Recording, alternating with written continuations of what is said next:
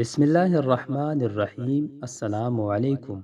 لاعلاج مرض سے چھٹکارا پانے کے لیے صرف 100 مرتبہ اللہ کا یہ نام پڑھے، انشاءاللہ انشاءاللہ چند دنوں میں شفا حاصل ہوگی۔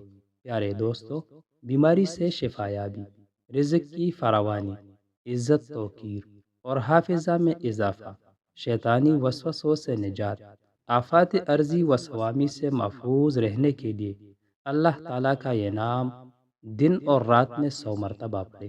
انشاءاللہ انشاءاللہ رزق میں فراخی نصیب ہوگی، اللہ آپ کو عزت عطا فرمائے گا، حافظہ میں اضافہ عطا فرمائے گا۔